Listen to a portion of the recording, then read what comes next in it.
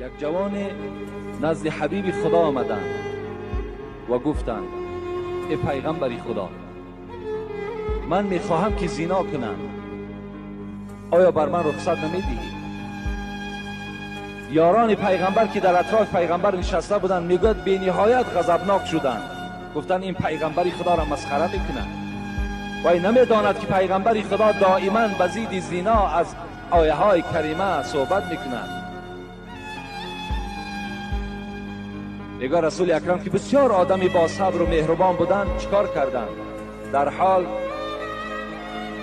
جوان را گفتند نزد من نشین. گفتند نشست. گفت ای جوان، گفتند زنا میخواهی؟ گفت بله زنا میخواهم. گفت آیا میخواهی که با مادر تو کسی زنا کند؟ گفت نه ای پیغمبری خدا نمیخواهم. گفت میخواهی که با زن تو کسی زنا کند؟ گفت نمیخواهم. گفت میخواهی که با اپی تو کسی زنا کند؟ گفت نه نمیخواهم. میخواهی با خواهر تو کسی استراحت کند؟ گفت نه نمیخواهم. با خاله و با عمت میخواهی کسی استراحت کند؟ گفت نه نمیخواهم. گفت پس ای دادر عزیز، ای جوان عزیز، یقین دان که آن زنی که با تو استراحت میکند وی هم یا زن یا مادر یا دختر کدام برادری تو هست. این جوان دیگر از جای خود خیست. گفت پیغمبری خدا در حق من دعا کن. رسول اکرم 3 دعا کردند.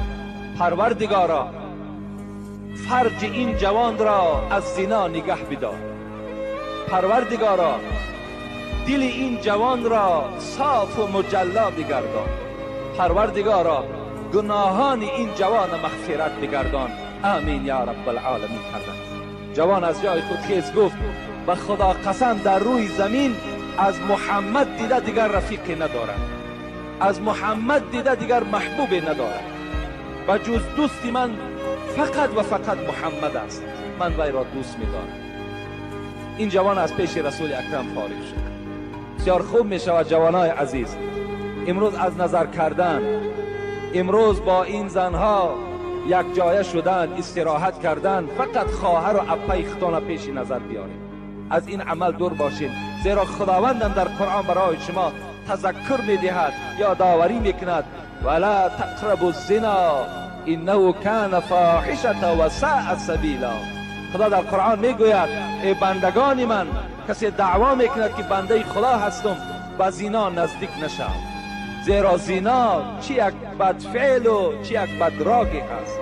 شما وقتی اگر زناکار شوین جوانای عزیز، دیگر شما حیات شیرین نمیبینید، شما دیگر با زنتان معامله خوب کرده نمیتونید، دیگر زنتان دوست نمیدارید. برای شما ان دخترهای کوچه محبوبتر میشوند. شما دیگر با یک زن زندگی کرده نمیتونید، بلکه در حال روز به روز طلاقی تو زیاد شدن میگیرند. این بسیار اثرهای ناخوب دارد. ببین امروز خداوند 1450 سال پیش قریب ما و شما را گفت به زنا نزدیک نشوین. حکمتش امروز برآمد. سپید کی درک داشت؟ از کسل سپید کی درکدار بود؟ امروز دنیا را سپید اشغال کردگی هست، هیچ تبابتی ندارد. سرچشمش از چی است؟ از زنا کردن است.